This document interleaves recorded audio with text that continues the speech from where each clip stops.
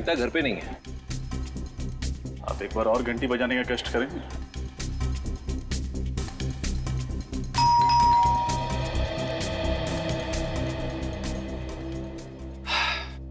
Sir लगता है रश्मि घर पे है नहीं। हम लोग क्यों अपना टाइम वेस्ट करें, चलते हैं यहाँ से। After you.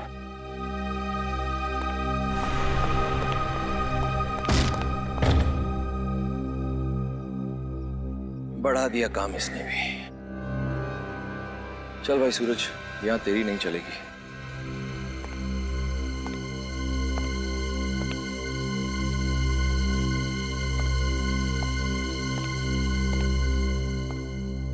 पूरे घर को छान मारो। यस सर, आज सारे सबूत अच्छे से मिटा दूंगा। देखता हूं कैसे करते हैं केस सॉल्व।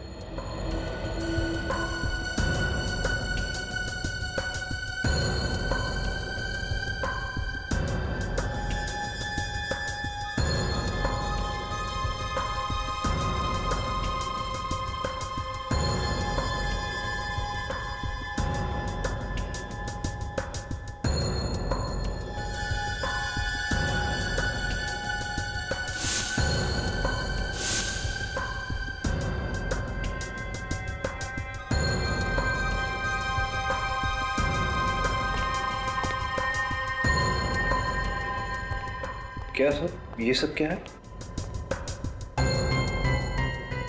फोटोग्राफ्स। सर लगता है रश्मि घर से भागने से पहले ये फोटोग्राफ्स और ये कागजात जलाकर डस्टबिन में फेंक गई। लेकिन क्यों? रश्मि को इन चीजों से ऐसा क्या खतरा हो सकता था? एक सेकेंड, कुछ कागज के टुकड़े ऐसे भी हैं जो पूरी तरह जले नहीं हैं।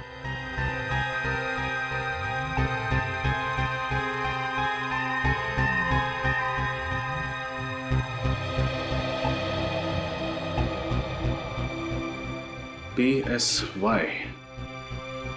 PSY से क्या शब्द हो सकता है? शायद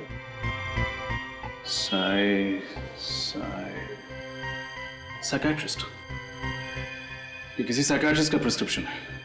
लेकिन अब कौन से साइकाइट्रिस्ट का, ये कैसे पता लगेगा? उसकी जरूरत नहीं है सूरज, बस ये पता चल जाए कि रश्मि ये दवाई ले क्यों रही थी, हमारा काम हो जाएगा।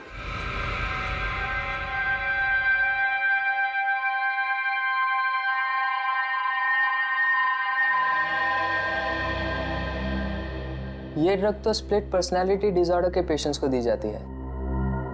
Split personality disorder?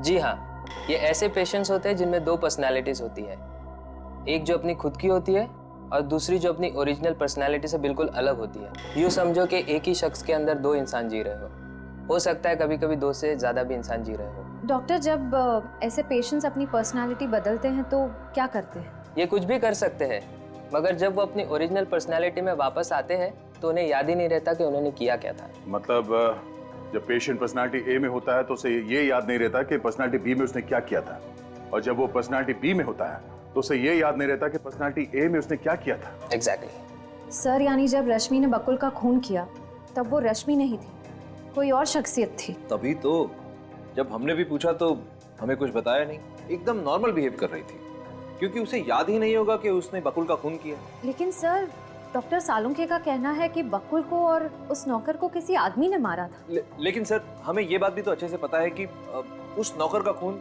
एक औरत ने किया है। अब ये कैसे पॉसिबल है? हो सकता है क्योंकि जब एक स्प्लिट पर्सनैलिटी डिसऑर्डर से पीड़ित औरत एक आदमी का रूप लेती है तो वो एक आदमी की तरह बिहेव करती है। मर्दाना चाल, मर्दाना आवाज, मर्दाना ताकत उसमें अपने आप आ जाता है। मतलब डॉक्टर सालुंखे सही कह रहे थे। एक और बात सर, अगर उस औरत ने एक बार खून किया है तो वो जरूर दोबारा हमला कर सकती है। इससे पहले कि रश्मि किसी और को अपना अगला शिकार बनाए, हमें उस तक पहुंचना होगा। श्रेया, एक काम करो, उसका मोबाइल ट्रैक करो और सारे बैंक को इन्फॉर्म कर दो। अगर ये रश्मि अपना क्रेडिट कार्ड स्वाइप करती है तो फौरन हमें खबर कर दें। वो अपना रूप बदल सकती है, सेल नंबर बदल सकती है, क्रेडिट कार्ड तो नहीं बदलेगी। विश्वास नहीं होता कि बकुल जी के खून में रश्मि का हाथ हो सकता। और सर, हैरानी की बात तो यह है कि सालुंखे सर अब भी यही मान रहे हैं कि किसी आदमी ने ही बकुल जी और उस नौकर का खून किया है।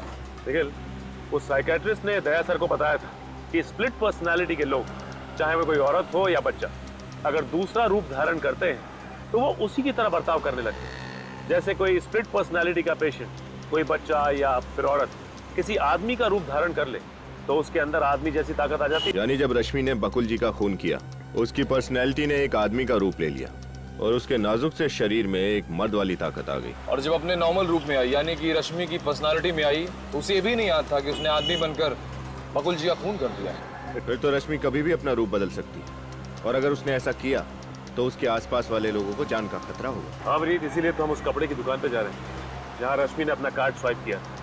शायद दुकानदार कुछ बता दे कि रश्मि अकेली आई थी या फिर किसी के साथ। एक्सक्यूज मी, कहिए सर, क्या दिखाऊं? वेस्टर्न या इंडियन? हमारे स्टोर में हर वैरायटीज के कपड़े मिलेंगे। हम यहाँ कुछ खरीदने नहीं आए। तो फिर हम लोग सीआईडी से। सीआईडी? क्या बात है सर? एक औरत के बारे में कुछ पूछताछ करनी थी। सर, कौन औरत? उनका नाम है रश्मि और ये उनका क्रेडिट कार्ड नंबर है। जरा चेक करके बताइए कि यहाँ से क्या खरीदने आई थी और किसके साथ आई थी। जी सर, एक मिनट प्लीज।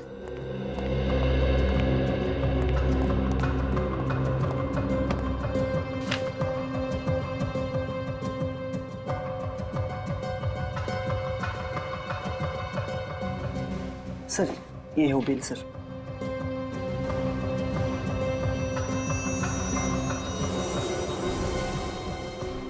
ये क्या, जेंट शर्ट? रश्मि अपने लिए जेंट शर्ट क्यों खरीदेगी? कोई साथ में था क्या उसके? नहीं सर। सर, हो सकता है रश्मि कोई नई चाल चलने वाली हो। पुनीत, ये भी तो हो सकता है कि उसे स्प्लिट पर्सनालिटी का दौरा पड़ा हो और उसने एक आदमी का रूप धारण कर लिया। हाँ सर, इसीलिए उसने ये जेंट शर्ट खरीदी। सर, सर एक बात बोलूं? बोलो। सर, वो लड़की थोड़ी खिसकी हुई थी सर। वो बोल कुछ रही थी और कर कुछ रही थी सर। सर, उसे क्या चाहिए था मैं समझ ही नहीं पाया। तुमने उस लड़की का चेहरा तो देखा ना? हाँ सर, एकदम ठीक से। पहचान जाओगे? हाँ सर। ये है वो लड़की? नहीं सर, ये नहीं थी। ध्यान से देखो, यही होगी। नहीं सर, मैं ठीक बोल रहा हूँ सर, ये वो नहीं थी। उस लड़की का चेहरा सर मैं भूल ही नहीं सकता। इन तीनों में से कोई थी?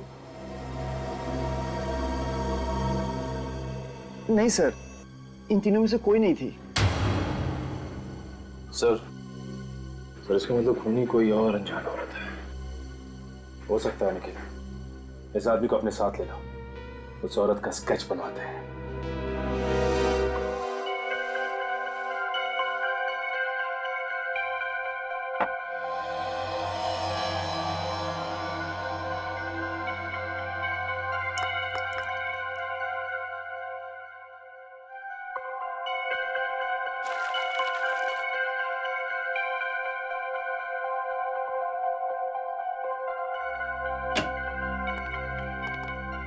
सालुंखे?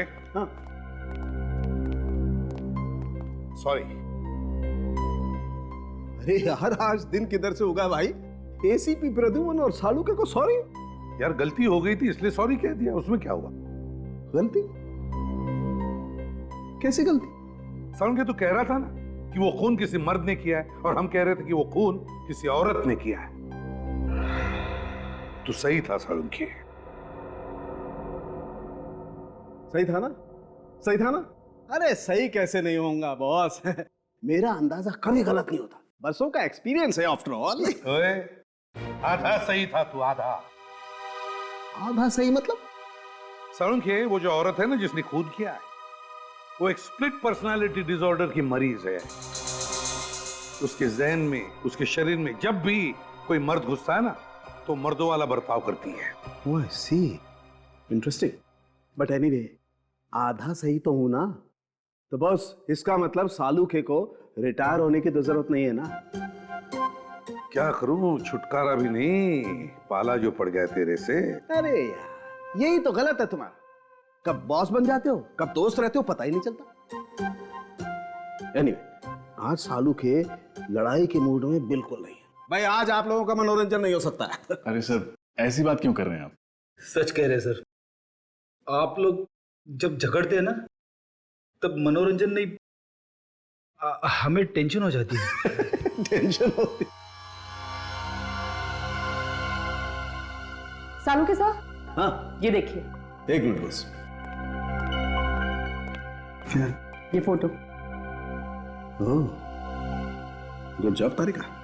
तुम एक काम करो, बाकी के फोटोज भी साफ करो। सर बस मैं तुम्हें कुछ दिखाना चाहता हूँ। पंकज, लाइट ऑफ करो जरा।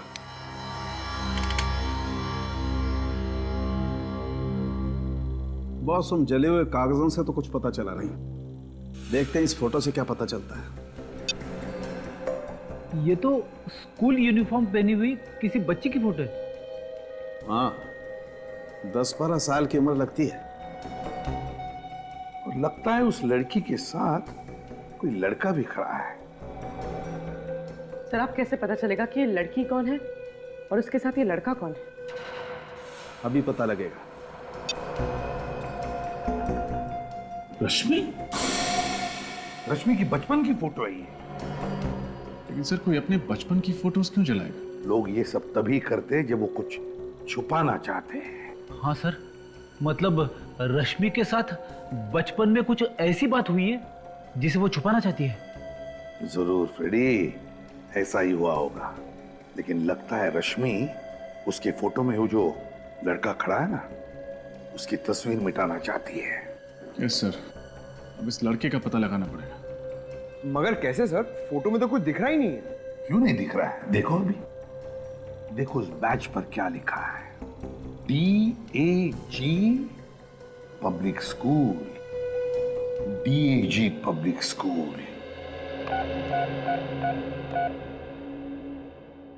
हेलो शशि, अच्छा सुनो, वो 1995 का जो बैच था ना, उसका एडमिशन फॉर्म मुझे चाहिए। हाँ, रश्मि नाम की स्टूडेंट का। जी जी, 5th स्टैंडर्ड। ओके ओके, ठीक है। सॉरी, आप लोगों को 2 मिनट और वेट करना पड़ेगा। आप लोग चाय या कॉफी कुछ लेंगे? जी नहीं, आप थैंक्स। मैडम, ये फाइल।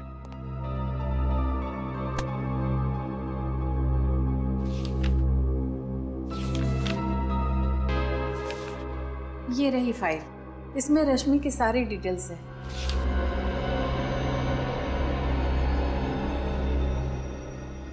लेकिन इस फाइल से हमें खास जानकारी नहीं मिलने वाली। कुछ और बता सकती हैं आप रश्मि के बारे में? जी नहीं, इस बारे में मुझे और कुछ पता नहीं। एक मिनट सर, मुझे इस लड़की का चेहरा देख के कुछ याद आ रहा है। इसका एक बड़ा भाई था जो फुटबॉल बहुत अच्छी खेलता था। वो हमारे स्कूल की टीम में था।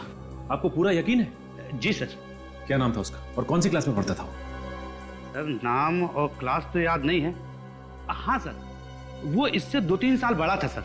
2-3 साल बड़ा था। ये 1995 की 7वीं और 8वीं क्लास की रिकॉर्ड फाइल लेके आइए प्लीज। वो होठ थोड़ा पतला होगा। सर, ये रश्मि कहीं फेस बदल के तो नहीं गई थी गारमेंट शॉप में? इसी वजह से शॉपकीपर उसे पहचान नहीं पा रहा है। हो सकता है अभिजीत, बिल्कुल हो सकता है। हाँ पंकज। जी सर। ये नीता, निकिता और शिखा तीनों को बुलाया ब्यूरो में? जी सर, श्रेया उन्हें लेके आती होगी। गुड। स्केच रेडी है सर।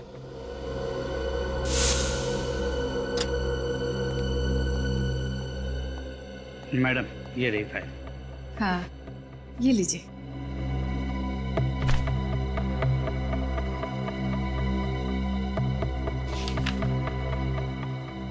निखिल, रश्मि के घर से जो फोटोग्राफ्स मिली थी वो लाना। सॉरी।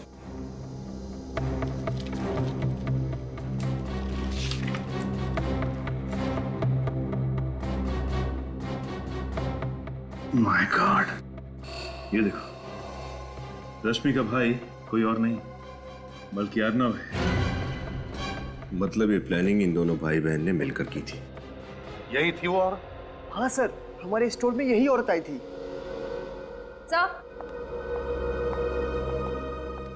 आइए आइए, स्केच को अच्छी तरह से देखिए, गौर से देखिए और बताइए कि आप जानते हैं इसे?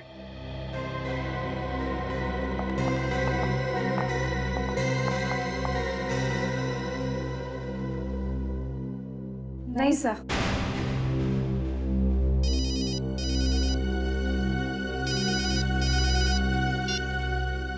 हाँ सचिन। सर ये अर्नव और रश्मि दोनों भाई बहन हैं।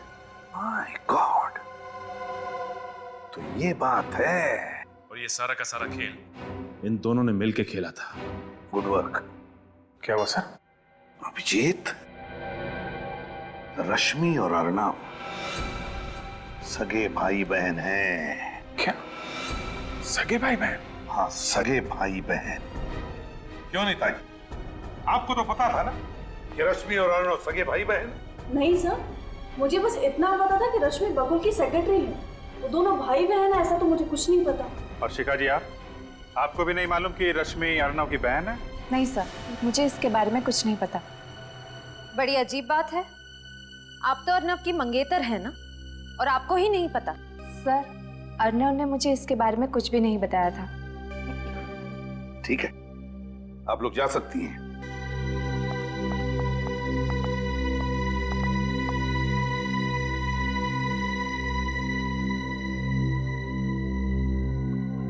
अभिजीत,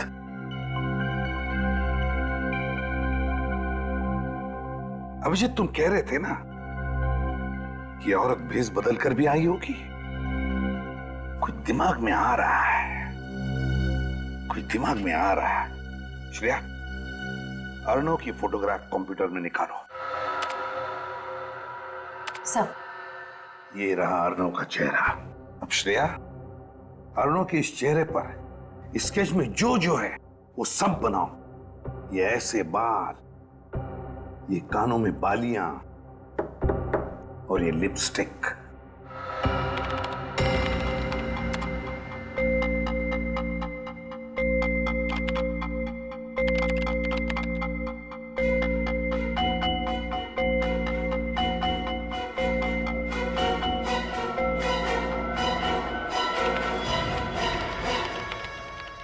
ये लो अभिजीत, अर्नव।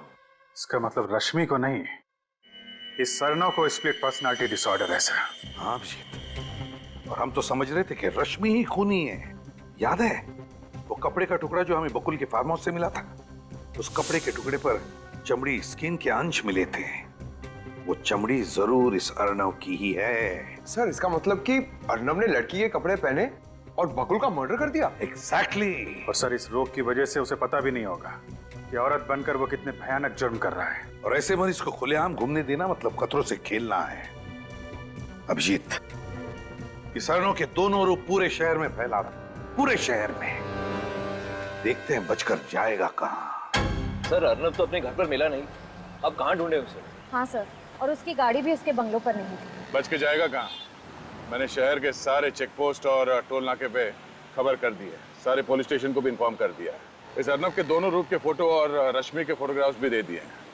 कोई ना कोई कहीं ना कहीं तो जरूर इन दोनों को देखेगा। सर, हो सकता है वो शहर से बाहर निकल गए हों। नहीं श्रेया, टोल नाकों वालों से पता चला है कि अभी तक अर्नव मुंबई से बाहर नहीं गया। सर, ये भी तो हो सकता है कि उसने अपनी गाड़ी कहीं बीच रास्ते में खड़ी कर दी हो और पैदल या किसी और रास्ते से शहर से बाहर निकल गया।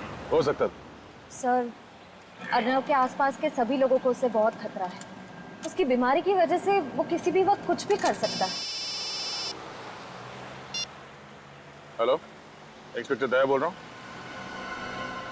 क्या? कहाँ पे? ठीक है, उस पर नजर रखो, हम लोग बस पहुंच ही रहे हैं वहां पे।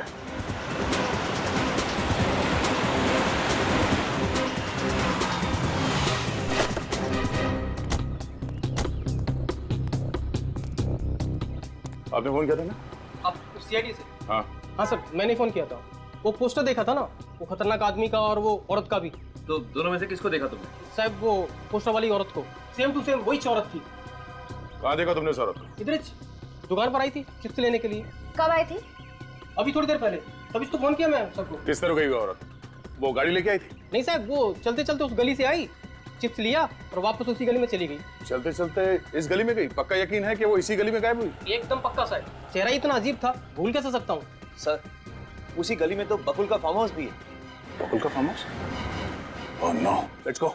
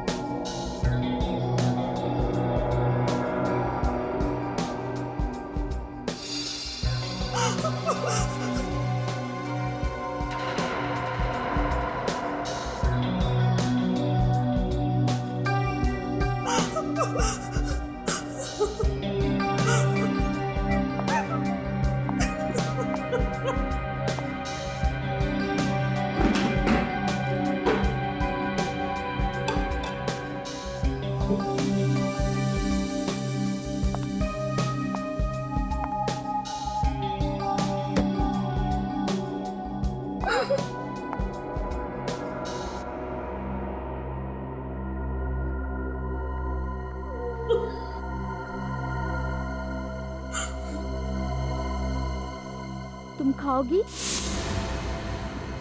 खाओ ना। मैं भी कितनी पगली हूँ, तुम्हारे मुंह पे तो पट्टी बंधी हुई है, तुम खा कैसे सकती हो, है ना?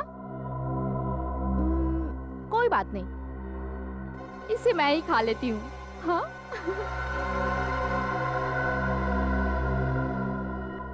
लेकिन तुम्हारी आंखें तो खुली है ना, तुम तो मुझे देख सकती हो, आंखों पे पट्टी नहीं है, तो तुम मुझे खाता हुआ देखो।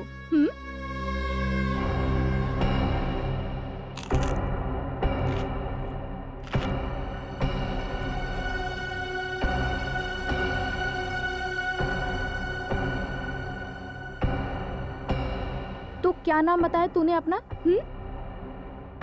रश्मि, यानी कि रेशम रेशम, मुलायम। तेरी हिम्मत कैसे हुई कि तू मुझसे ज्यादा खूबसूरत दिखे? तेरा कोई हक नहीं है, कोई हक नहीं है तेरा, समझी तू?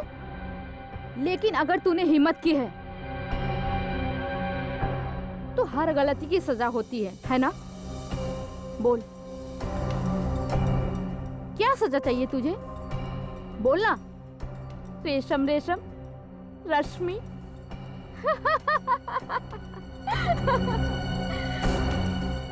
क्या हुआ? दर्द हो रहा है?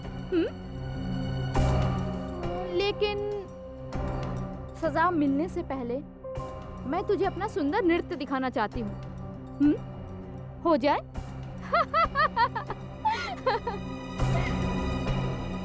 पहले मजा, फिर सजा।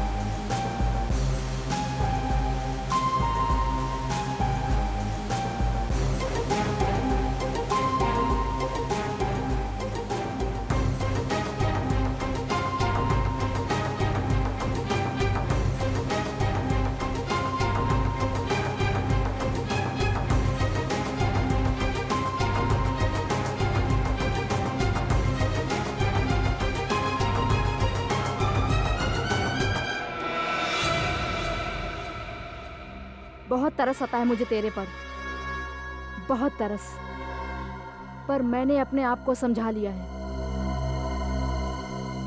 कि दया माया छोड़ दूं और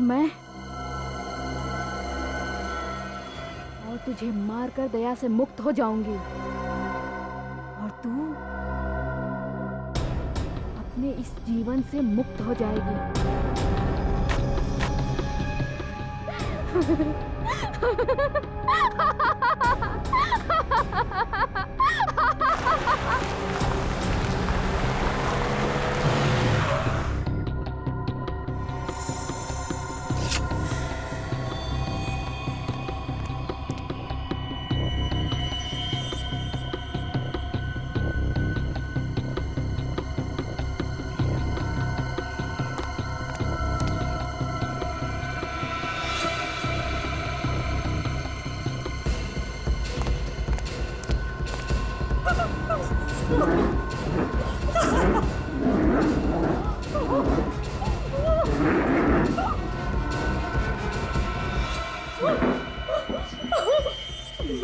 अलविदा अलविदा, मगर मुझे तेरी बहुत याद आएगी रश्मि।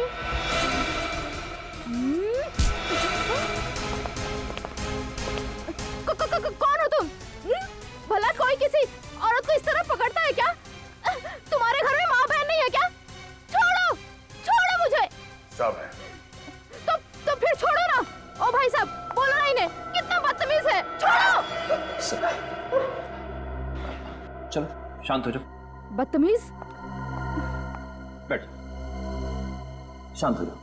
अब मैं आ गया हूं ना, तुम्हें कोई कुछ नहीं कहेगा, समझे? हाँ समझी। बीमार है ये, इस वक्त ही अपने आप को एक औरत समझ रहा है। खून किया है मगर जुर्म का एहसास नहीं से। अजीब बीमारी है सर, ऐसा लगता है जैसे एक ही शरीर में दो लोग हैं। हाँ, जब ये लड़की बन जाता है तो उसे याद नहीं रहता कि जब ये अर्नव था किसने क्या किया था, और जब अर्नव बन जाता है तो लड़की के रूप में क्या किया वो भूल जाता है। रश्मि, तुमने हमसे ये बात क्यों छुपाई कि अर्नव तुम्हारा भाई है? सर मैं डर गई थी, मुझे लगा कि अगर मैंने आपको भैया की बीमारी के बारे में बता दी तो आप इन्हें मुझसे अलग कर देंगे, जेल में डाल देंगे, फांसी दे देंगे। भला इसमें भैया की क्या गलती है कि सब कुछ तो इनकी बीमारी की वजह से हुआ है। तुम ऐसे सोच भी कैसे सकती हो? तुम्हें पता नहीं था कि ये एक मानसिक रोगी है और ऐसे पेशेंट्स को फांसी नहीं होती? और अगर आपने ये बात हमें पहले बता दी होती तो अर्नव का आज इलाज चल रहा होता किसी अच्छे साइकियाट्रिस्ट के पास, और आपकी ये हालत नहीं होती। सर मैंने भैया का इलाज करने की बहुत कोशिश की, मगर ये मानने को तैयार ही नहीं कि ये बीमार है। ये बात तुम्हें समझना चाहिए रश्मि। एक स्प्लिट पर्सनालिटी डिसऑर्डर का पेशेंट तो यही कहेगा ना, उसे तो कुछ याद ही नहीं रहता। सर इसी डर की वजह से मैं भैया से अलग रहने लगी। भैया कुछ भी कर सकते हैं। अभी आपने देखा ना, अगर आप लोग वक्त पर नहीं आते तो ये तो मुझे मार ही डालते। मुझे नहीं पता था सर कि मेरे जाने के बाद भैया की हालत इतनी बिगड़ जाएगी। तुम चिंता मत करो, किसी अच्छे साइकियाट्रिस्ट को दिखा के अर्नव का इलाज करवाएंगे। अर्नव बीमार है, बुरा नहीं, ठीक हो जाएगा। सूरज, एम्बुलेंस बुलाओ।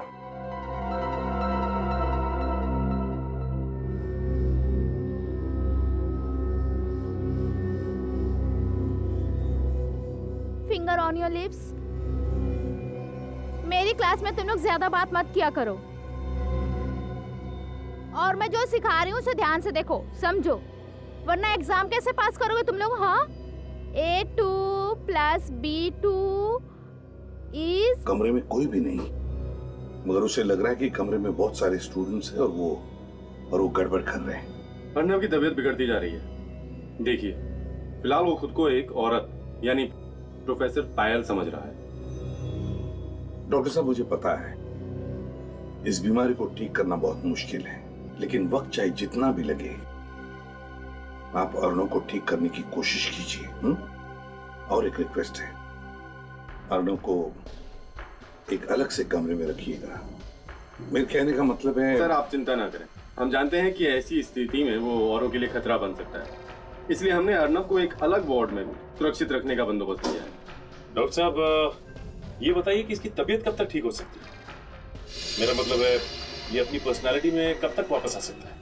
बताना मुश्किल है, और मैं इसके ठीक होने की कोई गारंटी भी नहीं दे सकता। 6 महीने, साल भर, 2 साल, सब डिपेंड करता है कि वो ट्रीटमेंट के साथ कितना रिस्पॉन्ड करता है।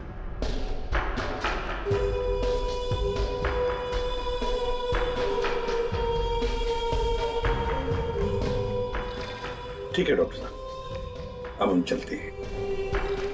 अगर आपको कोई भी जरूरत पड़े अर्नव के लिए तो हमें जरूर कहिएगा। Okay, good bye. क्या बात है पंकज, अचानक चुप क्यों? सर मुझे ऐसे पेशेंट से बहुत डर लगता है सर। अगर वो यहाँ से भाग के मेरे घर आ गया तो? इस बात का डर तो है, हो सकता है ऐसा। अरे नहीं सर, ऐसा मत बोलिए। सर प्लीज, आज मैं अपने घर पे नहीं सोऊंगा, मैं आपके घर पे आके सो जाऊं। एक मिनट। हाँ पंकज। हाँ। ओके। क्या पंकज, एक सिंपल सा कैच नहीं पकड़ पाए तुम? अरे सर को बताना तो चाहिए था, मेरा ध्यान नहीं था, और राइट हैंड में ये रुमाल था, मैं लेफ्ट से कैसे कैच पकड़ूं? मैं राइट ही हूँ। फिलहाल वो खुद को एक औरत यानी कि प्रोफेसर पायल समझ रहा है।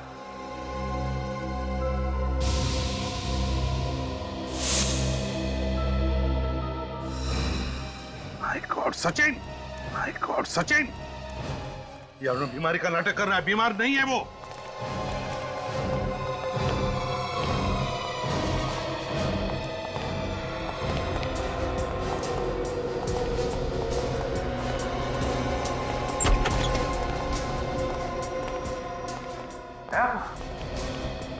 कहाँ गायब हो गया है? क्या हुआ सर? कोई प्रॉब्लम है? प्रॉब्लम तो अब तुम्हें होगी। झूठ बोलने का नतीजा जानते हो? झूठ? मैंने क्या झूठ बोला है सर? ये अनजान बनने का नाटक बंद करो डॉक्टर। देखिए सर, पहले ये तो बताइए प्रॉब्लम क्या है? प्रॉब्लम ये है डॉक्टर कि तुमने ही बताया था ना कि अर्नव को स्प्लिट पर्सनालिटी डिसऑर्डर है। हाँ, ये सच है सर, आपने खुद देखा है उसे अजीबोगरीब बर्ताव करते हुए। नहीं, वो बिल्कुल नॉर्मल है। नॉर्मल है?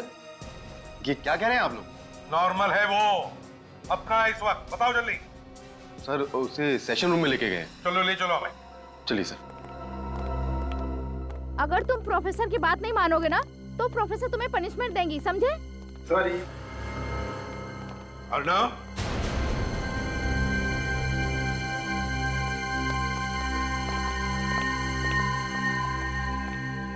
आजकल के बच्चे, बाप रे बाप। नमस्ते टीचर जी।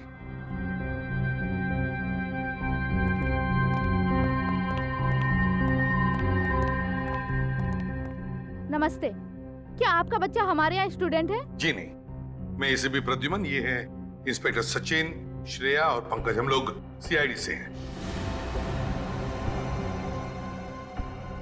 सीआईडी? जी हाँ, सीआईडी। वैसे आपका नाम क्या है टीचर जी? पायल। पायल, पायल। पायल, तुम्हें पता है हम यहाँ किस लिए आए? हाँ, मुझे पता है आप लोग यहाँ क्यों आए हैं। तब तो तुम ये भी जानती होगी कि तुमने क्या क्या किया है। हाँ हाँ, मैंने ही बकुल को मारा है, मैंने उसका खून किया है। सब याद है। लेकिन सर एक बात समझ में नहीं आ रही कि अगर खून इन्होंने किया है तो बकुल के खून का इल्जाम अर्नव ने अपने सर पे क्यों ले लिया? हाँ, क्यों किया अर्नव ने ऐसा? हाँ? अर्नव? ये अर्नव कौन है? मैं अर्नव को नहीं जानती हूँ। ये सब छोड़िए पायल जी, ये बताइए कि बकुल का खून कैसे किया आपने? चाकू मारकर। और जब चाकू मारा तब बकुल कहाँ था? उसके फार्म हाउस पे। तो उसके फार्म हाउस पर तुम गई कैसे? पीछे के दरवाजे से। तो फार्म हाउस और पहुंची कैसे? इतने दूर है वो फार्म हाउस? गाड़ी से। गाड़ी का कलर? Red, black. तो फार्म हाउस के अंदर जाते ही तुमने बकुल पर वार कर दिया? नहीं, मैं वार करने वाली ही थी, लेकिन मुझे जब पता चला कि जिस आदमी को मैं मारने जा रही हूँ वो बकुल नहीं है, दरअसल कोई और आदमी है, तो मुझे टेंशन आ गया और मैंने बस यही सोचा कि उस आदमी को बेहोश कर दूं। कैसे बेहोश किया? डंडा मार के। तुम जानती थी उस अनजान आदमी को? नहीं, मैं उस आदमी का चेहरा नहीं देख पाई। कैसे देख पाती, अंधेरा जो था। और खून करने के बाद क्या किया तुमने? मैं खिड़की से भागी और बंगलों के पीछे सुनसान घर की छत पे वो कपड़ों से भरा बैग फेंक दिया मैंने। मतलब अपनी गाड़ी में नहीं गई तुम? नहीं। फिर तो आपकी गाड़ी वहीं पे खड़ी होनी चाहिए थी। लेकिन सर, हमें तो वहाँ कोई कार नहीं मिली। चोरी हुई होगी, वो तुम पता लगा ही लेंगे। बकुल को क्यों मारा तुमने? हाँ? धोखेबाज था वो। कैसा धोखा दिया? पहले उसने नीतिका से शादी की, फिर बिना बताए उसने नीता से भी शादी कर ली और नीता के सारे पैसे ऐड कर उसने मुझे अपने प्यार के चंगुल में फंसाया और फिर उस राक्षस बकुल ने रश्मि के साथ चक्कर चलाना शुरू कर दिया। बकुल और रश्मि? हाँ, उन दोनों का चक्कर था। लेकिन तुम्हें पता कैसे चला कि बकुल अपने फार्म हाउस पर है? हाँ, उस मीटिंग के बारे में तो सिर्फ अर्नव को पता था। मैं उस पर नजर रख रही थी। अर्नव पर? ये अर्नव कौन है? मैं अर्नव को नहीं जानती हूँ, मैं बकुल का पीछा कर रही थी। पायल जी, अब रहती कहाँ है? मलाड। और काम क्या करती है? आखिर मैं प्रोफेसर हूँ, मैथ प्रोफेसर। और माता पिता कहाँ हैं? माँ बाप बचपन में ही मर गए थे, मैं अनाथ हूँ। अब तो मैं भी उनके पास चली जाऊंगी। आप लोग मुझे फांसी जो दे दोगे। अरे नहीं नहीं पायल जी, बकुल का खूनी तो मिल गया। मतलब? बकुल का खून तुमने नहीं किया है, अर्नव ने किया है। अर्नव ने। कौन अर्नव? ये अर्नव क्या लगा रखा है? मैं किस अर्नव को नहीं जानती हूँ। पायल, अर्नव वही है जिसे तुमने फार्म हाउस में बेहोश किया था। वो भी बकुल को मारने के लिए वहां पहुंचा था, लेकिन तुम वहां पहुंच गई और उसी का फायदा उठाकर उसने असली चाकू से उस पर वार किया। लेकिन उसने एक गलती की।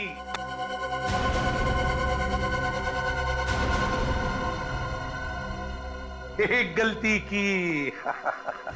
कैसी गलती? वही गलती जो अभी तुमने की। पायल उल्टे हाथ का इस्तेमाल करती है, लेफ्टी है वो। और अर्णव राइट हैंडेड है, राइट हैंडेड, दाहिने हाथ का इस्तेमाल करता है वो। और इस वक्त तुम पायल हो, राइट? और उस हिसाब से तुम्हारी सारी हरकतें पायल जैसी होनी चाहिए, अर्नव जैसी नहीं।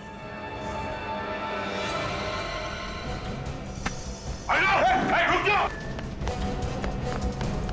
अर्णव! रुक जाओ! रुक जाओ!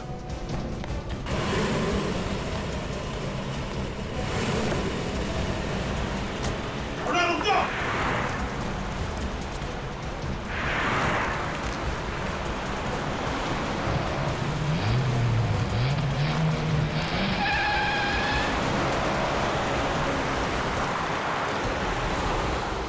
हो रही उस डंपर के आगे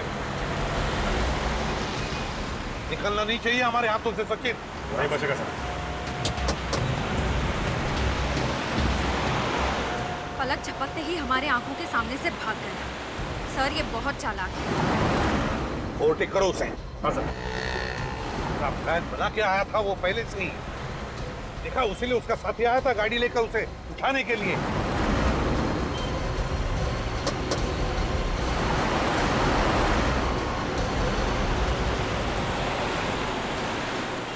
सीआईडी की गाड़ी पास में आ गई है। फटाफट भगाओ। अरे ये लोग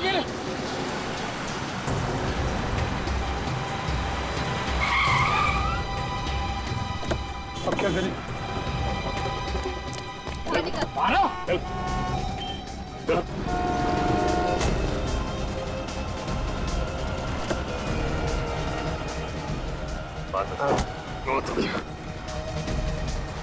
सर, रश्मि।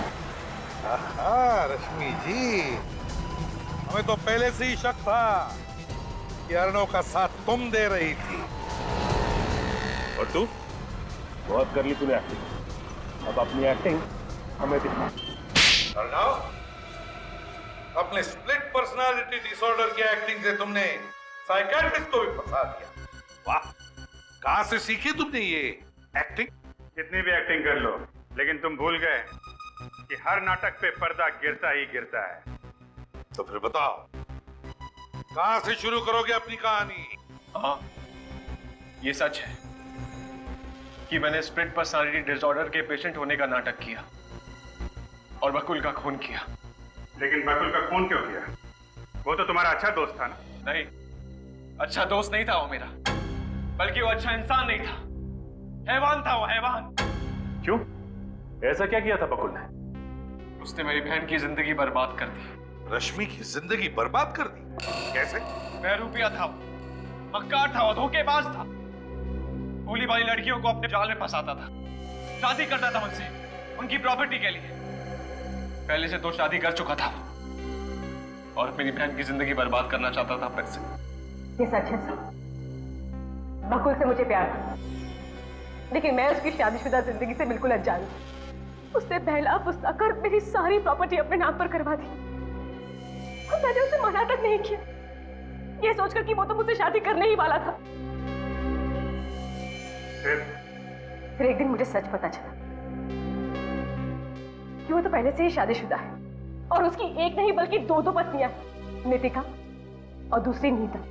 मैं उससे मिला, उसे समझाने की कोशिश की मैंने उसे कहा कि अगर तू मेरी बहन से प्यार करता है तो अपनी बीवी को तलाक दे दे और रश्मि से शादी कर ले। लेकिन उसने ऐसा नहीं किया। हाँ। फिर हम दोनों ने मिलकर उस राक्षस को खत्म करने का प्लान बनाया। अर्णव ने बकुल को झगड़ा खत्म करने के बहाने फार्म हाउस पर बुलाया और उसका कत्ल कर दिया। बदले की आग में तुमने ना सिर्फ बकुल का बल्कि उस नौकर का भी कत्ल कर दिया। तुम दोनों ने ये जुर्म किया है, अब सजा भी तुम दोनों को होगी, शायद फांसी।